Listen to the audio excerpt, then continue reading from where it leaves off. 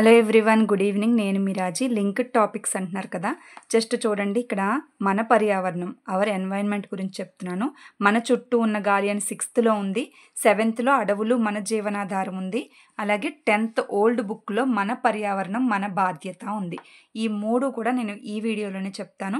Inter కూడా చెప్పాలంటే చాలా లాంగ్ వీడియో అయిపోతుంది. ఆల్రెడీ ట్రై చేశాను, ఇంకా 25 మినిట్స్ దాటిపోతుంది అనమాట ఇంటర్ కూడా చెప్పాలంటే. సో ఈ 3 ఫస్ట్ చెప్పేస్తాను 6th to 10th టాపిక్లో. ఇది చెప్పేసి ఇంటర్ టాపిక్ నేను సెపరేట్గా జీర్ణ వ్యవస్థ కానీ, శ్వాస వ్యవస్థ కానీ, ఇది కానీ సెపరేట్గా మళ్ళీ ఇంటర్ టాపిక్స్ చేస్తాను. ఓకేనా? ఇది వినేసేయండి ఫస్ట్. ఎస్జిటి వాళ్ళు కూడా ఇవి విడిగా చూడడానికి యూజ్ అవుద్ది. అసిస్టెంట్ వాళ్ళు ఇది, అలాగే అది కూడా ఈజీగా చూడడానికి వీలవుతుంది. ఫస్ట్ 6th క్లాస్ చూద్దాం. మన చుట్టూ ఉన్న గాలి. దీంట్లో ఎక్కడ ఎగ్జామ్ పాయింట్ ఆఫ్ వ్యూలో యూజో అదైతే చాలు, ఇదంతా మనకు అవసరం లేదు. ఇక్కడ బోత్ మీడియంలో ఉంటాయి, English and Telugu. Government school text books అనమాట. ఇక్కడ చూడండి, ఇక్కడేముంది పాయింట్ అనుకోవచ్చు, కానీ ఇక్కడ చూడండి, ఒక బాటిల్ని, ఖాళీ బాటిల్ని తీసుకుని వాటర్లో ముంచుతున్నారు. స్ట్రైట్గా ముంచినప్పుడు అది దాంట్లోకి నీళ్ళు అనేవి వెళ్ళలేదు. ఒకసారి ట్రై చేయండి. అదే మీరు పక్కగా పెట్టినప్పుడు దాంట్లోంచి వాటర్ అనేది లోపలికి వెళ్తుంది. అంటే ఏంటి? ఖాళీ సీసాలో కూడా గాలి ఉంటుంది అని ఇక్కడ చెప్తున్నాడు అనమాట ఎక్స్పెరిమెంట్. ఖాళీ బాటిల్లో కూడా గాలితో నిండి ఉండడం వల్ల అది లోపలికి వాటర్ వెళ్ళలేదు. అలాగే పక్కకి పెట్టినప్పుడు దాంట్లో ఉన్న గాలి బుడగల రూపంలో బయటకు వచ్చినప్పుడు ఖాళీ ప్లేస్లోకి అప్పుడు వాటర్ చేరుతుంది అనమాట. ఓకే, ఇదే ఇక్కడ ఎక్స్పెరిమెంట్. అంటే ఖాళీ బాటిల్లో కూడా గాలి ఉంటుంది అని చెప్తున్నాడు ఇక్కడ. నెక్స్ట్, మన భూమి అనేది పలుచని గాలి పొరతో చుట్టబడి ఉంటుంది. ఎర్త్ చుట్టూ కూడా పలుచని గాలి పొర ఉంటుంది. దాన్నే మనం వాతావరణం అంటాం. భూమి ఉపరితలం నుంచి పైకి వెళ్ళే కొద్దీ, కొన్ని కిలోమీటర్స్ పైకి వెళ్ళే కొద్దీ కూడా వాతావరణం అది పైకి వెళ్ళే కొద్దీ గాలి అనేది పలుచబడుతుంది. పలుచబడడం అంటే ఏం లేదు, ఆక్సిజన్ అనేది తగ్గిపోద్ది. అందుకే పర్వతారోహకులు అంటే ఎత్తు ప్లేసులకు వెళ్ళేటప్పుడు, హైట్ ప్లేసులకు వెళ్ళేటప్పుడు ఆక్సిజన్ సిలిండర్స్ని వాడతారు. అందుకనే. నెక్స్ట్, ఇక్కడ ఒక పాయింట్ ఉంది. 18వ శతాబ్దం వరకు కూడా ప్రజలు గాలి అనేది కేవలం ఒక పదార్థం మాత్రమే అని భావించారు. గాలి అనేది అనేక వాయువుల మిశ్రమం అని తర్వాత తెలిసింది. ఫస్ట్ అయితే ఒక మెటీరియల్ మాత్రమే అని గ్రహించారనమాట 18వ శతాబ్దం వరకు. ఇక్కడ ఇంకా ఒక పాయింట్ ఉంది. మండడానికి ఆక్సిజన్, గాలి అనేది హెల్ప్ చేస్తుందని చెప్తున్నాడు. ఎలా అంటే చూడండి, మండుతున్న కొవ్వొత్తి అనేది ఎక్స్పెరిమెంట్కి ఉపయోగపడుద్ది. ఫస్ట్ ఒక కొవ్వొత్తిని అలా ఉంచండి, ఇంకో కొవ్వొత్తి, 2 వెలిగించండి.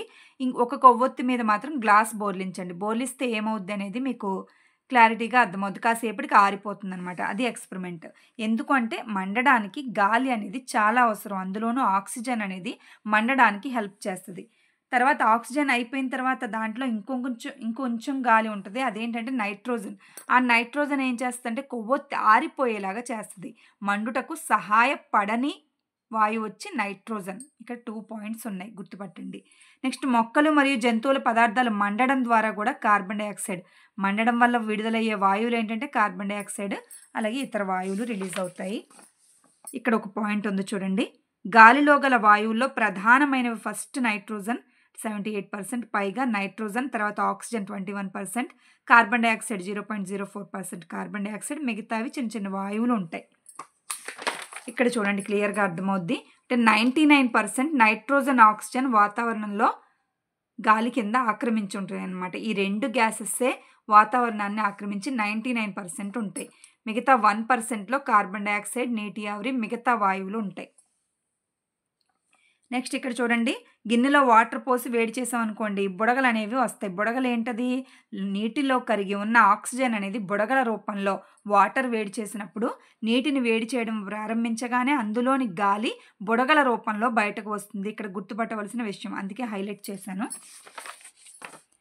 ఇక్కడ చూడండి, మొక్కలు మరియు జంతువుల్లో రెండిట్లో జరిగేది ఏంటి? శ్వాసక్రియ. కేవలం మొక్కల్లో జరిగేది ఇక్కడ కిరణజన్య సంయోగక్రియ, ఫోటోసింథసిస్. ఈ 2 కూడా వాతావరణంలోని ఆక్సిజన్ మరియు కార్బన్ డైఆక్సైడ్, O2 మరియు CO2ల సమతుల్యతను బ్యాలెన్సింగ్ అనేది కాపాడడంలో ఉపయోగపడుతున్నాయి అన్నమాట. రెండు కూడా శ్వాసక్రియ, కిరణజన్య సంయోగక్రియ, రెస్పిరేషన్, అలాగే ఫోటోసింథసిస్. గాలి మరలను ఎందుకు యూజ్ చేస్తున్నారు అన్నదానికి ఇక్కడ పాయింట్స్ ఉన్నాయి. బోరు బావి నుండి నీటిని తోడడానికి, పిండి మరలను తిప్పడానికి, అలాగే గాలి మరను విద్యుత్ ఉత్పత్తికి. పవర్ సప్లైకి కూడా గాలి మరలను యూజ్ చేస్తారు. అలాగే పడవలు, గ్లైడర్స్, పారాచూట్లు, విమానాల కదలికి కూడా గాలి హెల్ప్ చేస్తది. పక్షులు, గబ్బిలాలు, కీటకాలు, బర్డ్స్ వీటన్నిటిలోనూ వాతులాస్తులు అంటే గాలికి అనుకూలంగా ఉండే ఎముకలుంటాయి. ఆ వాతులాస్తులు దేనివల్ల పనిచేస్తాయి? గాలి వల్లనే అవి ఎగరగలుగుతున్నాయి. పక్షులు, అలాగే ఇన్సెక్ట్స్ కూడా. ఇక్కడితో 6th క్లాస్ కంప్లీట్ అయింది. ఇప్పుడేంటంటే 7th చూద్దాం. 7th చూడండి. లెసన్ పేరొచ్చి అడవులు మన జీవనాధారం. అడవుల్ని ఎలాగా వర్ణిస్తారంటే ప్రకృతిలోని ఆకుపచ్చని ఊపిరితిత్తులు అని పోలుస్తారు. అలాగే నీటి శుద్ధి వ్యవస్థలు ఎందుకంటారో దీని లోపల ఎక్స్‌ప్లనేషన్ ఉంటది మళ్ళీ. ఇక్కడ పిక్చర్స్ మాత్రం ఎక్సలెంట్‌గా ఉన్నాయి. అడవి లోపల ప్రాంతాల్లో నివసించే జీవులొచ్చి అడవి పంది, అడవి దున్న, నక్కలు, ముళ్ళపందులు, ఏనుగులు దట్టమైన అడవుల్లో జీవిస్తాయట. పిక్చర్స్ బాగున్నాయి ఆహ్లాదకరంగా. ఇక్కడ వెదర్ కూడా ఇప్పుడు వర్షం వస్తుంది కాబట్టి ఈ పిక్చర్స్ చూస్తుంటే బాగుంది. నెక్స్ట్ ఇక్కడ చూడండి. ఇంపార్టెంట్ పాయింట్స్ మాత్రమే చెప్తున్నాను. కుళ్ళుతున్న పదార్థం అనేది తేమ మరియు వెచ్చగా ఉంటుంది. ఇది ఇంపార్టెంటా అంటే ఇంపార్టెంటే. కుళ్ళుతున్న సేంద్రియ పదార్థం అనేది తేమగా తడిగా ఉంటుంది, కొంచెం వెచ్చగా ఉంటుందంట. దానికి ఎగ్జాంపుల్ మనం కంపోస్ట్ ఎరువు తయారు చేస్తాం కదా, తయారు చేసి చూడండి వెచ్చగా ఉంటుందని చెప్తున్నాడు. నెక్స్ట్ ఆహారపు గొలుసు గురించి ఇచ్చాడు. ఎవరో నన్ను అడిగారు చెప్పమని. ఆహారపు గొలుసు అంటే ఏం లేదు, ఫస్ట్ గడ్డి వస్తుంది, మొక్కలు వస్తాయి, మొక్కల మీద ఆధారపడే శాకాహారాలు వస్తాయి, కీటకాలు. నెక్స్ట్ దాన్ని తినే కప్ప, కప్పను తినే పాము, పామును తినే గ్రద్ద. చూడండి ఆకులను తింటది మేక అని పాట ఉంటుంది కదా అల్లు అర్జున్ది, అలా ఉంటుందన్నమాట పుష్ప సినిమాలో లాగా. ఇదేంటంటే ఫుడ్ చైన్, ఆహారపు గొలుసు. కొన్ని ఆహారపు గొలుసులు కలిసి ఫుడ్ వెబ్ లేదా ఆహారపు జాలకాన్ని ఏర్పరుస్తాయి. ఏదైనా ఒక ఆహారపు గొలుసు చెదిరితే మాత్రం ఆ ఇతర ఆహారపు గొలుసులను కూడా ప్రభావితం చేస్తుంది. ఒక ఆహారపు గొలుసు మిగతా వాటితో లింక్ అయి ఉండడం వల్ల ఒకటి చెదిరితే మిగతావన్నీ కూడా డిస్టర్బ్ అవుతాయి అని చెప్తున్నాడు. ఓకే, అన్నీ కూడా ఒకదానికొకటి లింక్ అయి ఉంటాయి అన్నమాట ఫుడ్ వెబ్లో.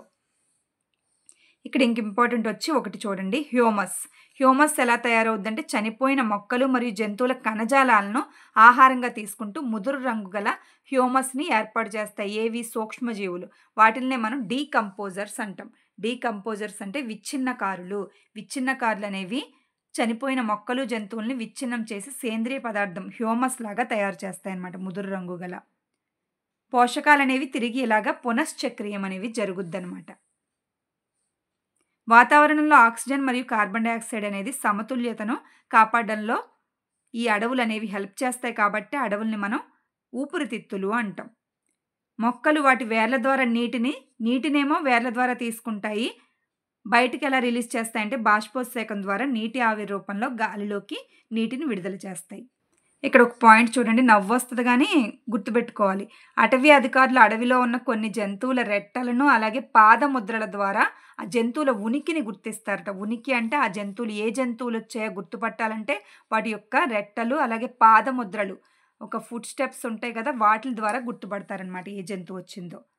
కుళ్ళుతున్న జంతువుల పేడ మొలకలు పెరగడానికి పోషకాలను అందిస్తుంది. పేడలో ఎక్కువ కుళ్ళుతున్న పదార్థాల దగ్గర మొక్కలు ఫాస్ట్గా పెరగడానికి అవకాశం ఉంటుందన్నమాట. అక్కడ సేంద్రియ పదార్థం ఉంది కాబట్టి. అడవి శాకాహారులకు మరియు ఆహారం మరియు నివాసానికి ఎక్కువ అవకాశాలు ఇస్తుంది. మాంసాహారుల కంటే కూడా ఫస్ట్ శాకాహారులకు. ఎందుకని? మొక్కలు కదా అవి, మొక్కలను తినే జంతువులు ఫస్ట్ వస్తాయి. శాకాహారులకు మెయిన్గా ఆహారం నివాసానికి ఎక్కువ అవకాశాలు కల్పిస్తుంది అడవి. శాకాహారులు పెరిగే కొద్దీ కూడా వాటి మీద ఆధారపడే మాంసాహారులు కూడా సంఖ్య పెరుగుద్ది. నెక్స్ట్ ఇక్కడ చూడండి, అడవిలో పెరుగుతున్న మొక్కలకు పోషకాలు సరఫరా చేయడంలో విచ్ఛిన్నకారులు సహాయపడతాయి కాబట్టి అడవి ఒక పూర్తి జీవం మరియు తేజం గల సజీవ అస్తిత్వము. శక్తివంతమైన సజీవ అస్తిత్వం అని దేన్ని అంటారంటే అడవిని అంటారనమాట. ఎందుకు అంటే చనిపోయినా కూడా విచ్ఛిన్నకారులైన సూక్ష్మజీవులైన చనిపోయిన జంతువుల నుంచి కూడా సేంద్రియ పదార్థాన్ని పుట్టిస్తున్నాయి కాబట్టి అడవి అనేది ఎప్పటికీ నశించదు. దాన్ని మనం సజీవమైన శక్తివంతమైన సజీవ అస్తిత్వం అంటాం అడవిని. ఇంకో పాయింట్ ఏంటంటే అడవి కూడా సహజ శోషకము. శోషకం అంటే అబ్జార్ప్షన్ అనమాట. వర్షపు నీటిని పీల్చుకుంటుంది. ఎక్కువ చెట్లు మొక్కలు తివాచీలాగా గడ్డి ఉండడం వల్ల నీటిని వెంటనే అబ్జర్వ్ చేసుకుంటుంది. అదే మీకు రోడ్డు మీద పడిన వర్షం అయితే దారుల కింద పారుతుంది, కానీ అడవిలో పడిన వర్షం అనేది అక్కడికక్కడే ఇంకిపోద్ది అనమాట. అంటే సహజ శోషకం కింద పనిచేస్తుంది అడవి. తర్వాత జాతీయ రహదారుల దగ్గర అంటే అడవుల పక్కన రోడ్లు ఉంటాయి కదా, అక్కడ శబ్ద కాలుష్యం అనేది ఉండదంట. ఎందుకంటే శబ్దాన్ని గ్రహిస్తాయి. అడవిలో ఉండే చెట్లు శబ్దాన్ని కూడా గ్రహించడం వల్ల అక్కడ శబ్ద కాలుష్యం అనేది అక్కడ గ్రామాల వాళ్ళకి రాదన్నమాట. ఇదొకటి ఇంపార్టెంట్ పాయింట్. శబ్ద కాలుష్యాన్ని తగ్గిస్తుంది. అడవుల యొక్క ఉపయోగాల్లోకి వస్తాయి అవి. ఇక్కడ ఏంటంటే ఒక పాయింట్ ఉంది. అడవులు అదృశ్యమైతే గాల్లో కార్బన్ డయాక్సైడ్ పరిమాణం అనేది దాని శాతం పెరిగిపోయి ఫలితంగా టెంపరేచర్ అనేది పెరిగిపోద్ది. దాన్నే మనం గ్లోబల్ వార్మింగ్ అంటాం. చెట్టు లేకపోతే నేల నీటిని పట్టి ఉంచలేదు కాబట్టి వరదలకు కారణమవుద్ది. ఓకే, వరదలు ఫాస్ట్‌గా వస్తాయి అక్కడ చెట్లు లేకపోతే. ఇక్కడితో ఈ 7th క్లాస్ కూడా కంప్లీట్ అయింది. ఇప్పుడు ఏంటంటే 10th class old 10th book. ఇక్కడ చూడండి, మన పర్యావరణం మన బాధ్యత. దీంట్లో చూడండి ఫాస్ట్‌గా చెప్పేసుకుందాం. ఇక్కడ సజీవ కారకాలు, నిర్జీవ కారకాలు అని 2 రకాల కారకాలు ఉంటాయి పర్యావరణంలో. నిర్జీవ కారకాలు ఏంటి? గాలి, నేల, నీరు, కాంతి. సజీవ కారకాలు మొక్కలు, జంతువులు, సూక్ష్మజీవులు. ఇది ఓల్డ్ బుక్ అన్నమాట, 10th బుక్. ఆహారపు గొలుసులో ఉత్పత్తిదారుల నుండి వినియోగదారుల వరకు కూడా ప్రథమ, ద్వితీయ, తృతీయ వెళ్లే కొద్దీ ప్రతి స్థాయిలోనూ జీవుల సంఖ్య తగ్గుతుంది. ఈ పాయింట్ ఒకటి గుర్తుపెట్టుకోండి. ఆహారపు గొలుసులు అంటే ఉత్పత్తిదారులు ఎక్కువ ఉంటాయి, దాని మీద ఆధారపడే జీవులు మెల్లగా తగ్గిపోతాయి అని చెప్తున్నాడు. ఇక్కడ చూడండి, గడ్డి ఎక్కువ ఉంటుంది, దాని మీద ఆధారపడేవి మిడతల మీద కప్పలు. మిడతలు పర్లేదు, కొన్ని ఎక్కువే ఉంటాయి. దాని మీద ఆధారపడే కప్పలు కొంచెం తక్కువ ఉంటాయి. కప్పల కంటే పాములు తగ్గిపోతాయి. పాముల కంటే గ్రద్దలు చాలా తక్కువ సంఖ్యలో ఉంటాయి. ఇదే వాడు చెప్తున్నాడు. ఇక్కడ శాకాహారుల దగ్గర నుంచి, ఇక్కడ ఉత్పత్తిదారుల నుంచి దాని పైకి వెళ్లే కొద్దీ కూడా సంఖ్య అనేది తగ్గిపోద్ది అని చెప్తున్నాడు. ఇక్కడ చూడండి, ఒక జీవి నుండి మరొక జీవికి ఏ విధంగా శక్తి బదిలీ అవుతుందో ఆహారపు గొలుసు అనేది చూపుతుంది. ఎనర్జీ ట్రాన్స్ఫరేషన్ అనేది చూపిస్తుంది అనమాట. శ్వాసక్రియలోను అలాగే ఉష్ణం రూపంలోనూ కూడా ఈ శక్తి బదిలీలో ఉష్ణం రూపంలో శక్తి అనేది నష్టపోతాము అని చెప్తున్నారు. అంటే ఒక జీవి నుంచి ఇంకో జీవికి ఆహారపు గొలుసులో ఇలా ఒకదాని నుంచి ఒకటికి ట్రాన్స్ఫర్ అయ్యే కొద్దీ కూడా శక్తి అనేది, ఎనర్జీ అనేది ఉష్ణం రూపంలో బయటికి నష్టపోతుందన్నమాట, రిలీజ్ అయిపోతూ ఉంటుంది. శ్వాసక్రియ రూపంలో కానీ వేరే రూపంలో కానీ బయటికి రిలీజ్ అయిపోతూ ఉంటుంది. భూమధ్య రేఖకు అలాగే ధృవాలకు మధ్య గల శీతోష్ణ స్థితిలోని వ్యత్యాసాలే భౌమ్య ఆవరణ వ్యవస్థలను నిర్ధారిస్తాయి. ఇక్కడ చూడండి, శీతోష్ణ స్థితిని ప్రభావితం చేసే వర్షపాతం, ఉష్ణోగ్రత, సూర్యరశ్మి మొదలైనవన్నీ కూడా ఆవరణ వ్యవస్థలను నిర్ణయిస్తాయి. వాతావరణ పరిస్థితుల గురించి చెప్తున్నారు. నెక్స్ట్ ఆహారపు జాలకం, ఫుడ్ వెబ్ అన్నాను కదా. ఈ పదాన్ని మొట్టమొదట మనకి ఇక్కడ చూడండి, అంటే కొన్ని ఆహారపు గొలుసులు కలిసి ఆహారపు జాలకం ఏర్పడుతుంది. ఇది పొడవైన అధిక సంఖ్యలో సాధ్యపడే ఆహారపు సంబంధాలను సూచించడమే కాకుండా మొత్తం సముదాయం సంక్లిష్టమైన అంతర సంబంధాలతో కలిగి ఉంది అనడానికి నిదర్శనం అనమాట. మొత్తం సముదాయం అంతా సంక్లిష్టంగా ఇదిగోండి ఇలాగా ఒకదాని మీద ఒకటి ఆధారపడి సంక్లిష్టమైన వ్యవస్థ కింద ఏర్పడుతుంది. దాన్నే మనం ఫుడ్ వెబ్ లేదా ఆహారపు జాలకం అంటాం. ఇక్కడ చూడండి, నీచే ఒకటి ఇంపార్టెంట్. నిచ్ అదేంటంటే ప్రతి జంతువు ఆహారపు జాలకంలో ఒక నిర్దిష్ట స్థానాన్ని కలిగి ఉంటుంది. ఇన్ని జంతువులు ఉన్నప్పటికీ దేని స్థానం దానికే ఉంటుంది అనమాట. నిర్దిష్టమైన స్థానాన్ని కలిగి ఉంటుంది. దీనిని ఆ జంతువు యొక్క ఆహారపు జాలకపు ఆవాసము లేదా నిచ్ అంటాము. ఇక్కడ నీచే అన్నట్టు ఉంటుంది, నిచ్ అంటాం. ఇక్కడ చూడండి, ఈ జంతువులన్నీ ఆకుల్ని తింటాయి. అంటే ఇక్కడ చూడండి, మొక్కల నుండి ఆహారాన్ని గ్రహించే జింకలు ఉంటాయి కదా, అవి ఒక నిచ్చును కలిగి ఉంటాయి, ఒక స్థానాన్ని కలిగి ఉంటాయి. ఈ జంతువులన్నీ ఆకుల్ని తింటాయి. ఇవి పరిమాణంలోనూ అలాగే మరియు ఆహారాన్ని గ్రహించే విధానంలోనూ వ్యత్యాసాన్ని చూపిస్తాయి. కావున నిచ్ అనే పదం అనేది ఆహారపు జాలకంలో జంతువు యొక్క ఆక్రమించిన సరైన స్థానాన్ని, ఆహారాన్ని, అది ఏ రకమైన ఆహారాన్ని తీసుకుంటుందో ఆహారాన్ని, దాని జీవన విధానాన్ని కూడా తెలియజేస్తుంది. నిచ్ అనేది ఇన్ని రకాలని తెలియజేస్తుంది అని చెప్తున్నాడు. ఇక్కడ చూడండి, ఆహారపు పిరమిడ్ ఒకటి ఉంది, ఎకలాజికల్ పిరమిడ్. ఆహారపు గొలుసు జీవుల మధ్య ఆహార సంబంధాలను ఎలా వివరిస్తుందో జీవావరణ శాస్త్ర పిరమిడ్లు కూడా ఒక జీవి నుండి మరొక జీవికి జరిగే శక్తి ప్రసరణను, ఎనర్జీ ట్రాన్స్ఫరేషన్ను ఇది వివరిస్తుంది అన్నమాట. జీవావరణ పిరమిడ్లు అనేవి వివిధ పోషక స్థాయిల్లో ఆవరణ వ్యవస్థ యొక్క నిర్మాణాన్ని పిరమిడ్ రూపంలో రేఖాత్మకంగా చూపే చిత్రాన్ని జీవావరణ పిరమిడ్ లేదా ఎకలాజికల్ పిరమిడ్ అంటారు. ఇక్కడ చూడండి, మళ్ళీ వివిధ పోషక స్థాయిల్లో ఆవరణ వ్యవస్థ యొక్క నిర్మాణాన్ని పిరమిడ్ రూపంలో రేఖాచిత్రంగా చూపిస్తే దాన్ని జీవావరణ పిరమిడ్ లేదా ఇకలాజికల్ పిరమిడ్ అంటారనేసి ఒక సైంటిస్ట్ చెప్పారు మనకి. Most important Charles Elton. Okay, Charles Elton అనే సైంటిస్టే మనకి పిరమిడ్ల గురించి 1927లో తెలియజేశారు, ఆవరణ శాస్త్ర పిరమిడ్ల గురించి. ఓకే, అంటే ఆవరణ శాస్త్ర పిరమిడ్లను రేఖాచిత్రాలను ప్రప్రథమంగా ప్రవేశపెట్టారు. అయితే పిరమిడ్లు అనేవి ఆవరణ శాస్త్ర పిరమిడ్లు అనేవి 3 రకాలుగా ఉంటాయి, 3 టైప్స్. సంఖ్యా పిరమిడ్లు, జీవ ద్రవ్యరాశి పిరమిడ్లు, శక్తి పిరమిడ్లు 3. ఏంటో చూద్దాము. పిరమిడ్ నిర్మాణం అనేది జ్యామితీయ ఆకృతిలో ఉంటుంది. ఇలాగా కొలతలతో ఏర్పడుతుంది కదా, దాన్ని జ్యామితీయ ఆకృతిలో ఉంటుందని చెప్తాం. అదొక్కటే పాయింట్ అక్కడ. నెక్స్ట్ సంఖ్యా పిరమిడ్లు అంటే ఏంటి? సంఖ్యా పిరమిడ్లు అంటే ఇక్కడ చూడండి, అంటే ఇక్కడ ఎక్కువ సంఖ్యలో ఉత్పత్తిదారులు అనేవి ఎక్కువ సంఖ్యలో మొక్కలను కలిగి ఉంటాయి. తర్వాత కొంచెం తగ్గుతాయి. జీవులు అనేవి ప్రథమ వినియోగదారులకి తగ్గుతాయి. తర్వాత ఇక్కడ తగ్గుతాయి, ఇక్కడ తగ్గుతాయి. అందుకనే పిరమిడ్ రూపంలో వేశారు. మొత్తానికి ఉత్పత్తిదారులు చాలా ఎక్కువ సంఖ్యలో ఉంటాయి. దీన్నే మనం సంఖ్యా పిరమిడ్ అంటాం. ఇక్కడ చూడండి, ఇక్కడ క్లియర్గా మీకు అర్థమవుద్ది. కాకపోతే పరిమాణం అనేది పెరుగుద్ది. దీని మీద ఆధారపడే జీవుల యొక్క పరిమాణం ఇక్కడికన్నా ఇక్కడ పెరుగుద్ది, ఇక్కడికన్నా ఇక్కడ, ఇక్కడికన్నా ఇక్కడ. అంటే పరిమాణం పెరుగుద్ది తప్ప సంఖ్య అనేది కింద నుంచి పైకి వెళ్ళే కొద్దీ సంఖ్య అనేది తగ్గుతుంది, పరిమాణం అనేది పెరుగుద్ది. అదొక్కటి గుర్తుపెట్టుకోండి. ఇక్కడ పాయింట్స్ అవే. సాధారణంగా ఒక చెట్టు యొక్క ఆవరణ వ్యవస్థ అనేది తిరగేసిన పిరమిడ్ లాగా ఉంటుందట. అంటే పీట భాగంలో ఉత్పత్తిదారులే ఉంటాయి. ఇక్కడ చెట్టు ఉందనుకోండి, ఒక చెట్టు మీద ఆధారపడే జీవులు అనేకం ఉంటాయి కదా. ఇక్కడ కిందనేమో చీమలు, చిన్న చిన్న చీమలు ఉంటాయి, అలాగే పైన పక్షులు ఉంటాయి, బర్డ్స్ ఉంటాయి కదా. సో అనేక రకాల జీవులు ఉంటాయి కాబట్టి ఇక్కడ చెట్టు మీద ఆధారపడే జీవులు ఎక్కువగా ఉంటాయి, ఉత్పత్తిదారు ఒకటే ఉంది కాబట్టి సంఖ్య అనేది ఇక్కడ తగ్గిందనమాట. ఉత్పత్తిదారులు పీట భాగంలోనే ఉంటుంది ఎప్పుడు, కానీ పైకి వెళ్ళే కొద్దీ దాని మీద ఆధారపడే మిడతలు, దాని మీద ఆధారపడే జీవులు కొంచెం కొంచెం కొంచెం పెరుగుతుంది. అంటే తిరగేసిన పిరమిడ్ లాగా చెట్టు ఆవరణ వ్యవస్థ అనేది తిరగేసిన పిరమిడ్ ఆకృతిలో ఉంటుందని గుర్తుపెట్టుకోండి. ఇక్కడ ఉత్పత్తిదారు ఒకటే ఉంది కాబట్టి.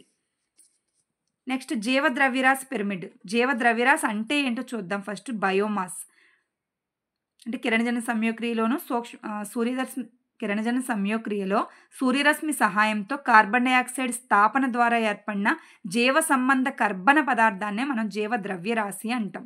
అంటే చెట్లు, గుల్మాలు, పంటలు, గడ్డి, శైవలాలు, నీటి మొక్కలు, వ్యవసాయం మరియు అటవీ సంబంధ అవక్షేపాలు, మొక్కలు, జంతువుల విసర్జితాలు ఇవన్నీ కూడా జీవద్రవ్యరాశిలోకే వస్తాయి.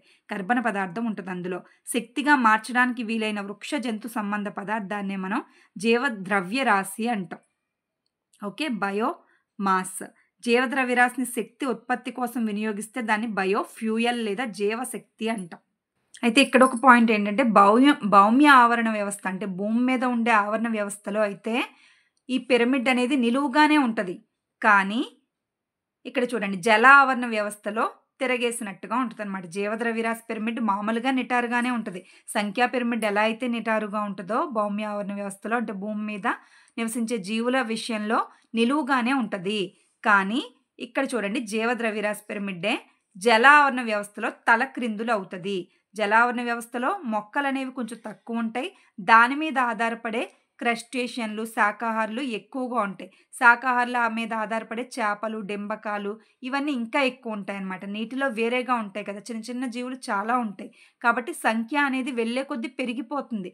కానీ పీట భాగంలో మాత్రం ఉత్పత్తిదారులు మొక్కలే ఉంటాయి. ఇక్కడ మాత్రం ప్లాంట్సే ఉంటాయి. కానీ పైకి పెరిగే కొద్దీ కూడా సంఖ్య అనేది పెరుగుద్ది అనమాట. మొక్కలు అలాగే దాని మీద చిన్న చిన్న జీవులు, డింబకాలు, చేపలు ఇవన్నీ ఎక్కువ ఉంటాయి. కాబట్టి నీటి ఆవరణ వ్యవస్థ, నీటి జీవద్రవ్యరాశి మాత్రం జల ఆవరణ వ్యవస్థలో తిరగేసి ఉంటుంది అనమాట, చెట్టు ఆవరణ వ్యవస్థలాగా. అదొకటి గుర్తుపెట్టుకోండి చాలు. శిలాజ ఇంధనాలు ఎలా ఏర్పడతాయి అనేది మీకు తెలుసా అని ఇచ్చాడు. అంటే భూమిలో మృత కళేబరాలు అంటే మృత కళేబరాలు అంటే చనిపోయిన మొక్కలు, జంతువులు.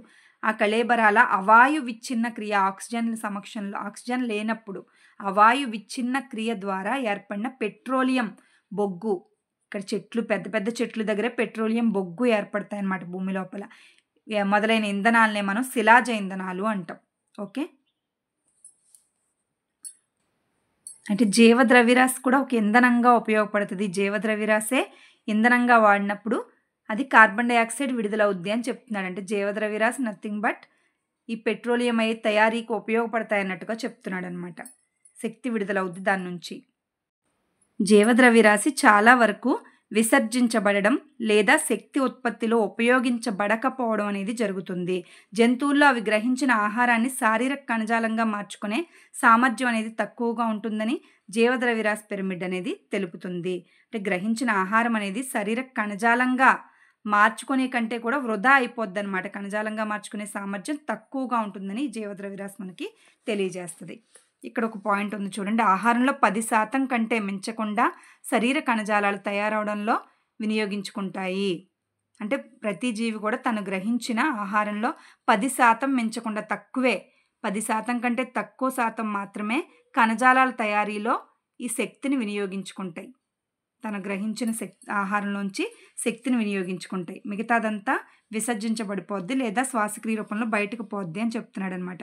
ప్రతి పోషక స్థాయిలో సుమారుగా 90% ఆహారం అనేది నష్టపోతుంది. అదే చెప్తున్నాం కదా, 10% కంటే తక్కువే కణజాలాల నిర్మాణానికి ఉపయోగపడుద్ది తప్ప ఎనర్జీ అనేది ఎక్కువ శాతం వృధా అయిపోతుంది. 90% ఆహారం అనేది నష్టపోతుంది అనమాట. ఇక్కడ చూడండి ఎగ్జాంపుల్, వృక్ష ప్లవకాల్లో 1000 కిలోగ్రాముల శక్తి ఉందనుకోండి. ఇక్కడ జంతు ప్లవకాల్లోకి వచ్చేసరికి 100 తర్వాత జంతు ప్లవకాల నుంచి చేపకు వచ్చేసరికి ఇక్కడ అంటే శాకాహారుల తర్వాత వినియోగదారులు అనమాట. ఇవన్నీ కూడా అంటే వృక్ష ప్లవకాలను తినే జంతు ప్లవకాలు శాకాహారుల టైప్లో, తర్వాత మాంసాహారులు చేప, ఇక్కడ ఇంకా 10 కేజీలే. దాని తర్వాత ఇంకా 1 కేజీయే మానవుడిలోకి వెళ్ళేసరికి, చేప వెళ్ళేసరికి ఎనర్జీ అనేది 1 కేజీయే ఉంటుంది.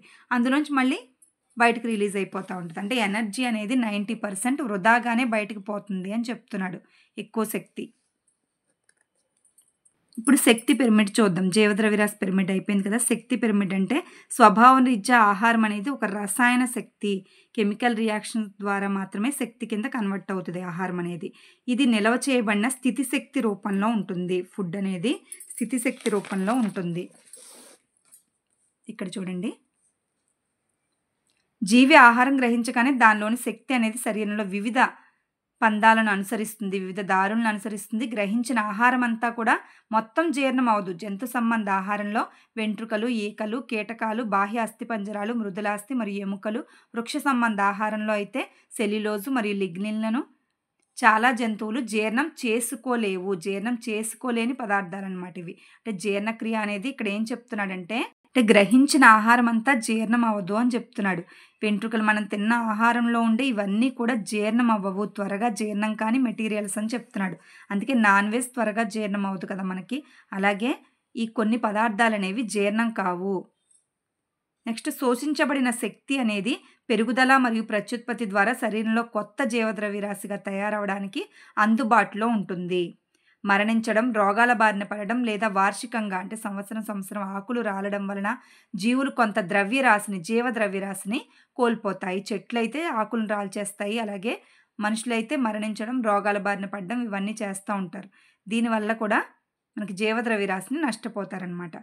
పూతికాహార గొలుసు ద్వారా కూడా తిరిగి పర్యావరణానికి శక్తి అనేది చేరుతుందనమాట. అంటే జీవులు మరణించి కుళ్ళిపోవడం వలన తిరిగి మనం చెప్పుకున్నాం కదా, డీకంపోజర్స్ ఏం చేస్తాయి, ఎనర్జీని మళ్ళీ వాతావరణంలో కలిపేస్తాయి అంటున్నాం కదా. సో పూతికాహారపు గొలుసు ద్వారా ఎనర్జీ అనేది తిరిగి మళ్ళీ పోషక స్థాయిలోనికి ప్రవేశిస్తుంది. ఈ పాయింట్ ఇంపార్టెంట్. పూతికాహారపు గొలుసు ద్వారా దేని ద్వారా మళ్ళీ ఎనర్జీ అనేది జీవద్రవ్యరాశిలోకి చేరుతుంది అంటే వాతావరణంలోకి చేరుతుంది అంటే ఈ పూతికాహారపు గొలుసు ద్వారా పోషక స్థాయిలోనికి ఎనర్జీ అనేది తిరిగి చేరుతుంది అని గుర్తుపెట్టుకోండి. ఈ పాయింట్ ఒకటి మోస్ట్ ఇంపార్టెంట్. పదార్థాల ప్రసరణను పదార్థ చక్రీయం లేదా లవణాల రవాణా లేదా జీవ భౌతిక రసాయన వలయం అని అంటారు. ప్రతి పోషక స్థాయిలోనూ జీవులు అవి శోషించిన శక్తిలో చాలా వరకు వివిధ పనులకు, పెరుగుదలకు మరియు ప్రత్యుత్పత్తి వంటి జీవక్రియలకు వినియోగిస్తాయి. ప్రతి పోషక స్థాయిలో జీవులు కూడా ఇవన్నిటి జీవక్రియలకి వినియోగించుకుంటాయి శక్తిని. సహజ ఆవాసాల్లో శక్తి వివిధ పనులకు వినియోగించబడుతుంది. ఈ చర్యలో విడుదలైన ఉష్ణ శక్తి తిరిగి ఆవరణ వ్యవస్థలోనికే చేరుతుంది. ఓకే, సహజ ఆవాసాల్లో శక్తి అనేది వివిధ పనులకు వినియోగించబడిన తర్వాత తిరిగి మళ్ళీ ఆవరణ వ్యవస్థలోకి చేరిపోతుంది అంతే. ఇక్కడ కొల్లేరు కథ గురించి ఒకటి ఇచ్చాడు. అదేంటంటే మన రాష్ట్రంలో కృష్ణా గోదావరి నదుల మధ్య విస్తరించి ఉన్న కొల్లేరు సరస్సు అనేది ఒక పెద్ద మంచినీటి సరస్సు. ఇది దాదాపు 16,121 చదరపు కిలోమీటర్ల మేర విస్తరించి ఉంది. కొల్లేరు సరస్సు నుండి వరద నీరు అనేది 61 కిలోమీటర్ల పొడవు గల ఉప్పుటేరు వాగు గుండా ప్రవహించి బంగాళాఖాతంలో కలుస్తుంది. కొల్లేరు పరివాహక ప్రాంతాలనేవి సారవంతమైన ఒండ్రుమట్టి మేటలను కలిగి ఉంటాయి. కొల్లేరు ప్రాంతంలో ఒండ్రుమట్టి మేటలనేవి ఉంటాయి. ఇంకిక్కడ పాయింట్ అనేది ఇక్కడ చూడండి. 1999 నవంబర్లో భారత ప్రభుత్వం కొల్లేరు సరస్సులో పక్షి సంరక్షణ కేంద్రంగా ప్రకటించింది. కొల్లేరు సరస్సునే పక్షి సంరక్షణ కేంద్రం కింద ప్రకటించేసిందంట 1999లో. ఇదొకటి ఇయర్ ఒకటి ఇంపార్టెంట్. ఇక్కడ ఎన్ని రకాల పక్షి జాతులు ఉంటాయంటే 193 రకాల పక్షి జాతులు ఉంటాయి కొల్లేరు సంరక్షణ కేంద్రంలో. ఇంకా ఆసియా, తూర్పు ఐరోపా దేశాల నుంచి అక్టోబర్, మార్చి నెలల మధ్య కాలంలో ప్రతి ఏటా దాదాపు 20 లక్షల పక్షులు ఈ సరస్సుకి వలస వస్తాయంట. వలస పక్షులు ఉంటాయి కదా, అక్కడ నుంచి ఆ ప్లేస్ వాళ్ళకి సూటబుల్ కానప్పుడు అక్కడి నుంచి ఇక్కడికి వచ్చేస్తాయన్నమాట. ఎప్పుడంటే అక్టోబర్, మార్చి నెలల మధ్యలో మిడిల్ నెలలు ఉంటాయి కదా మంత్స్, ఈ టైంలో ఇవి ఆసియా, తూర్పు ఐరోపా దేశాల నుంచి ఇక్కడికి 20 లక్షల పక్షులు, తక్కువ కాదు, వస్తాయన్నమాట కొల్లేరు ప్రాంతానికి. 3 దశాబ్దాలుగా సరస్సు వైశాల్యం అనేది తగ్గిపోతూ ఉందంట ప్రజెంట్. ఎందుకు అంటే ఇక్కడ కలుపుతో నిండిన భాగం, ఎక్కువ నీటిలో కలుపు మొక్కలు ఏర్పడిపోవడం, అలాగే ఇక్కడ ఇంకోటి చెప్తున్నాడు, రొయ్యల చెరువులు ఏర్పాటు చేయడం ఇక్కడ. దీనివల్ల వరి పండే పొలాలు ఎక్కువ పెరిగిపోవడం, వీటన్నిటి వల్ల కూడా అక్కడ నీరు అనేది తగ్గిపోయి, అంటే వరి పొలాలకి నీరు అక్కడ మళ్ళించేస్తూ ఉంటారు. ఇవన్నీ చేయడం వల్ల అక్కడ నీరు శాతం అనేది తగ్గిపోతుంది అనమాట కొల్లేరు సరస్సుకి. అందుకు వలస పక్షులు కూడా తగ్గిపోతున్నాయి. తద్వారా 80వ దశకం నుండి కొల్లేరు ప్రాంతంలో రొయ్యలు, చేపల పెంపకం, ఆక్వాకల్చర్ అత్యంత లాభదాయకమని వ్యాపారంగా విస్తరించబడింది. ఓకే, అందువల్ల అనేక మంది పెట్టుబడిదారులు దృష్టి దీనిపై పడి సరస్సు ఆక్రమణలకు గురైందనమాట. 1996 నాటికి చాలా ప్రాంతంలో కట్టలు కట్టి నీటి ప్రవాహాన్ని మళ్లించి సరస్సును సాగు భూమిగా మార్చారు. ఇది సరస్సు సహజ ప్రవాహ దిశను మార్చివేసింది. అందువల్ల సరస్సులో నీటి నిల్వ సామర్థ్యం గణనీయంగా తగ్గిపోయింది. చెప్తున్నాను కదా, ఇది మళ్లించడం వల్ల నీటిని, ఆక్వాకల్చర్ వల్ల ఇక్కడ నీటి వైశాల్యం అనేది తగ్గిపోయిందనమాట. ఎక్కువ పోషకాలు కలిగిన వ్యర్థాలు అనేవి కలుపు మొక్కలు విపరీతంగా పెరగడానికి కారణమవుతున్నాయి. ఎక్కువ పోషకాలు కలిగిన వ్యర్థాలు, కార్బన్ కలిగిన ఎక్కువ వ్యర్థాలు అనేవి నీటిలో కలవడం వల్ల అక్కడ కలుపు మొక్కలు పెరగడానికి అవకాశం ఉంటుందట. ఇదొకటి ఇంపార్టెంట్. పోషకాలు కలిగిన వ్యర్థాలు అంటే ఆంథ్రోపోజెనిక్ పొల్యూటెంట్స్. సరస్సులో నీరు క్షార స్వభావంతో మురికిగా పోషక పదార్థాలతో కూడి ఉండడం వల్ల నీటిలో కరిగే ఆక్సిజన్ పరిమాణం తగ్గిపోతుంది. ఇక్కడ మోస్ట్ ఇంపార్టెంట్ పాయింట్ ఉంటుంది. ఇక్కడ శానిటేషన్ ఎగ్జామ్లో కూడా ఇచ్చాడు ఈ పాయింట్. ఎలా అంటే నీరు క్షార స్వభావంతో, ఎక్కువ కెమికల్స్ కలిసిపోతే ఏమవుతుంది, క్షార స్వభావం వస్తుంది. అలాగే మురికిగా పోషక పదార్థాలతో కూడి ఉండడం వలన నీటిలో అక్కడ ఆక్సిజన్ అనేది తక్కువైపోద్ది అనమాట. ఆక్సిజన్ పరిమాణం అనేది తగ్గిపోవడం వల్ల జైవిక ఆక్సిజన్ డిమాండ్, BOD, ఓకే, జైవిక ఆక్సిజన్ డిమాండ్ అనేది ఎక్కువ అవడం వల్ల జలచరాలపై తీవ్ర ప్రభావం కలిగింది. అంటే ఆక్సిజన్ డిమాండ్ అంటే ఏంటి, ఎక్కువ ఆక్సిజన్ కావాలి కానీ అక్కడ తగ్గిపోయింది. డిమాండ్ అంటే కావలసిన జీవులు, ఆక్సిజన్ కావాల్సిన జీవులు పెరిగిపోయాయి, ఆక్సిజన్ తగ్గిపోయింది అక్కడ. సో ఆక్సిజన్ డిమాండ్ అనేది పెరగడం వల్ల అక్కడ జలచరాలపై తీవ్ర ప్రభావం అనేది పడిందనమాట. చనిపోతాయి అక్కడ జీవులు. నెక్స్ట్ యూరోట్రాఫికేషన్ అంటే ఏం లేదు, ప్రస్తుతం సరస్సు ఆవరణ వ్యవస్థలో పూడికలు, ఆక్రమణలు, కాలువలు మూసుకుపోవడం. యూరోట్రాఫికేషన్ అంటే యూట్రాఫికేషన్ వల్ల, అంటే కొన్ని విదేశీ జాతుల వలన మిగతా ఆ జాతుల్ని అదేంటంటే మొత్తం ఆధిపత్యం వహించేసి, అదే ఇప్పుడు గుర్రపుడెక్క ఉందనుకోండి అదంతా వచ్చేస్తుంది. తర్వాత పోషకాలు, ఎరువులు వాడిన నీరు అనేది ఎరువులతో కలిసిన నీరు వచ్చేయడం వల్ల ఇదంతా కూడా ఈ సరస్సులకు నష్టం కలిగిస్తుందని చెప్తున్నాడు. అదే యూట్రాఫికేషన్. నెక్స్ట్ ఏంటంటే 5 రకాల స్థానిక చేపల జాతులు అంతరించిపోయే ప్రమాదంలో పడ్డాయి. యూట్రాఫికేషన్ చెప్తున్నాం కదా, స్థానిక జాతులు, విదేశీ జాతులను ప్రవేశపెట్టడం వల్ల, ఆక్వాకల్చర్ వలన దాదాపు స్థానిక జాతులు అనేవి నశించిపోతున్నాయి. నీటిలో కరిగే ఆక్సిజన్ పరిమాణం తగ్గిపోవడం వల్ల నీటి ఉపరితలం పైకి శ్వాసించే చేపల జాతులు పెరిగిపోయాయి. ఉపరితలం మీద, నీటి లోపల ఆక్సిజన్ లేకపోతే ఏం చేస్తాయి, నీటి పైననే దొరుకుద్దనేసి నీటి ఉపరితలంలో జీవిస్తాయి. కాబట్టి నీటి ఉపరితలం పైకి శ్వాసించే చేపల జాతులు అనేవి పెరిగాయి పరిస్థితిని బట్టి. ఒక్క 5 మినిట్స్ చూడండి, వీడియో లెంతీ అయిపోతుంది. భారత ప్రభుత్వ పర్యావరణం, అటవీ మంత్రిత్వ శాఖ కొల్లేరు సరస్సు పరిరక్షణ కోసం ఆపరేషన్ కొల్లేరు ఇది మోస్ట్ ఇంపార్టెంట్. ఆపరేషన్ కొల్లేరు అనే పథకాన్ని ప్రవేశపెట్టింది. ఇదొకటి ఇంపార్టెంట్. ఇక్కడ చూడండి, పెస్టిసైడ్లు ఆహారపు గొలుసుల్లో అనూహ్యమైన మార్పులకు దారితీస్తూ ఆవరణ వ్యవస్థ యొక్క సమతుల్యతను దెబ్బతీస్తాయి. ఇవి నేలలో కలిసిపోయినప్పుడు అవి కలిగించే ప్రభావం ఇంకా అపాయకరంగా మారుస్తుంది. అంటే కీటక సంహారణలు ఉంటాయి కదా, అవన్నీ కూడా ఈ నేల మీద ప్రభావం చూపిస్తాయి మొక్కల మీద అంటున్నాడు. కీటకనాశనలు మరియు గుల్మనాశకాలు విచ్ఛిన్నం చెందగలిగినవిగా ఉండాలి. అంటే కొన్ని కీటకనాశకులు బాగానే ఉంటాయి, కానీ కొన్ని పెస్టిసైడ్లు ప్రమాదకారిగా ఉంటాయి కాబట్టి అటువంటి వాటిని వాడకూడదని చెప్తున్నాడు అంతే. పాదరసం, ఆర్సెనిక్, సీసం కలిగి ఉన్న పెస్టిసైడ్లు విచ్ఛిన్నం చెందవు. ఈ ఉన్న వాటిని వాడకూడదు. లెడ్, పాదరసం, ఆర్సెనిక్, సీసం ఉన్న వీటిల్ని మనం ఎక్కువ వాడకూడదు అని చెప్తున్నాడు. విచ్ఛిన్నం అవ్వంటాయి, అపాయకరమైన స్థాయిలో పేరుకుపోతాయి, ఆహారపు గొలుసులోకి కాలుష్యాన్ని చేరవేయడం వల్ల జైవిక వ్యవస్థాపనము, బయో అక్యుములేషన్ చాలా ఇంపార్టెంట్. అంటే ఇది జీవిలో ఉండిపోద్ది అనమాట, కరగదు, బయటికి పోదు, దాన్ని తిన్న జంతువుల్లోకి వెళ్ళిపోద్ది, అలాగలాగా మానవుల్లోకి చేరిపోద్ది అనమాట. దీన్ని జైవిక వ్యవస్థాపనం లేదా బయో అక్యుములేషన్ అంటాం. ఆహారపు గొలుసులో ఒక పోషక స్థాయి నుండి తర్వాత పోషక స్థాయికి అలా చేరిపోద్ది. చేరిన కాలుష్యాలు సాంద్రీకృతమయ్యి కొంచెం కొంచెం పేరుకుపోయిన విధానాన్నే మనం జైవిక వృద్ధీకరణము లేదా బయో మ్యాగ్నిఫికేషన్ అంటాం. ఇక్కడ 2 పాయింట్స్ ఉన్నాయి. ఒకటి, ఆహారపు గొలుసులో కాలుష్యాలు చేరడాన్ని బయో అక్యుములేషన్ లేదా జైవిక వ్యవస్థాపనం అంటాం. అలాగే పేరుకుపోతాయి, ఇంకా ఆహారపు గొలుసులో ఒక స్థాయి నుండి ఇంకో స్థాయికి పోషకాలు అనేవి పేరుకుపోయి సాంద్రీకృతం అయిపోతే దాన్ని జైవిక వృద్ధీకరణం, వృద్ధి అంటే పెరిగిపోవడమే కదా, బయో మ్యాగ్నిఫికేషన్ అంటాం. ఈ మధ్య చేపలను లోహ కాలుష్యానికి జీవ సూచికలుగా భావిస్తున్నారు. లోహ కాలుష్యం అంటే నీటిలో అనేక లోహాలు కలిగిన కెమికల్స్ అనేవి చేరడం వల్ల లోహ కాలుష్యాలకు గురి అవుతున్నాయి అన్నమాట చేపలు. నెక్స్ట్ ఏదులాబాద్ వాటర్ రిజర్వాయర్ నీటిలో సీసం, cadmium, chromium, manganese, nickel, iron, ferrum మొదలైన భార మూలకాలు ఎంత మోతాదులో పెరుగుతున్నాయో అంచనా వేయడానికి అధ్యయనాన్ని చేపట్టారు. ఎక్కువ పెరుగుతున్నాయి అన్నమాట అక్కడ.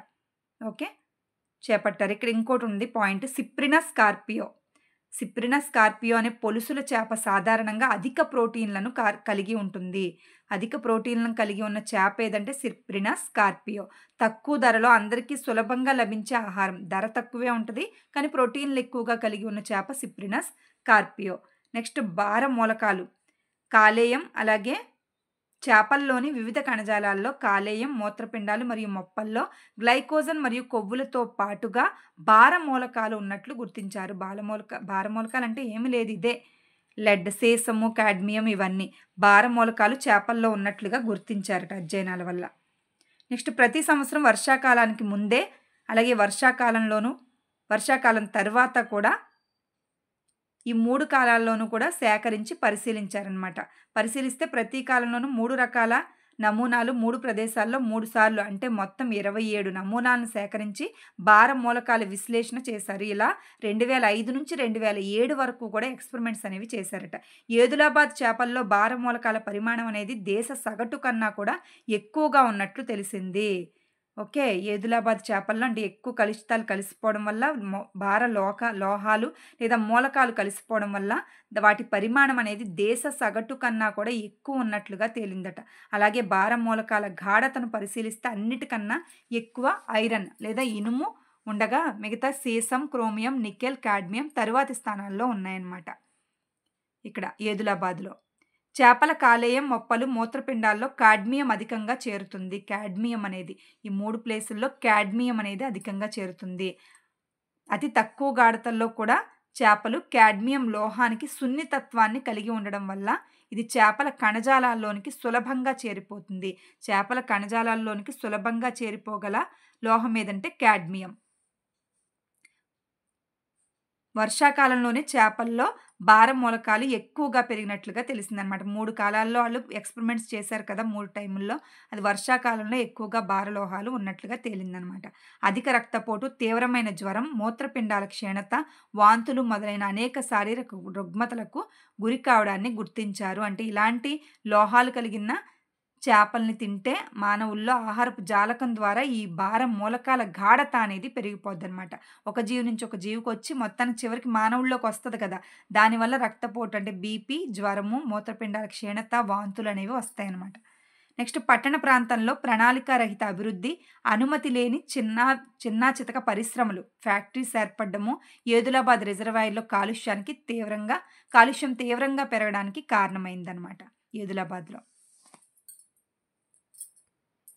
ఇదొక్క పేజీతో అయిపోయింది. ఒక్కసారి చూడండి. మినిమేటా వ్యాధి తెలుసు కదా! మినిమేటా వ్యాధి మొదట 1956 సంవత్సరంలో జపాన్‌లోని కుమమోటా ప్రిఫెక్చర్‌లో గల మినిమేటా అనే నగరంలో కనుక్కున్నారట. ఇక్కడ ఈ ప్లేస్‌లో కనుక్కున్నారు జపాన్‌లోని.